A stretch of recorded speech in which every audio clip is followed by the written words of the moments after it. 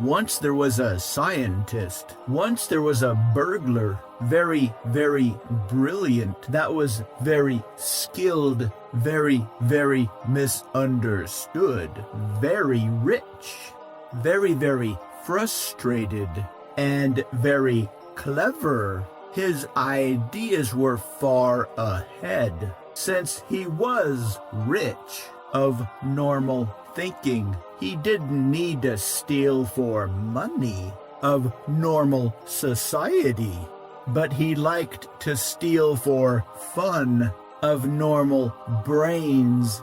He had a team of hackers. The only way he was able to earn a living at his disposal was working in the post office and would target rich homeowners surrounded by what he thought on vacation were intellectual inferiors and stay in their houses.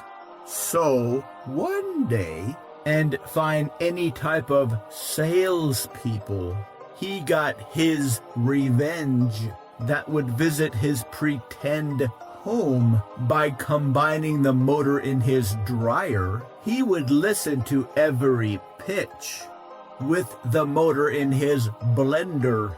He would buy every product to create a subacoustic pulse. He would join every church that could only be perceived. He would join every MLM in the demon dimension. He would join every cult and would be perceived. He would join every timeshare in the demon dimension.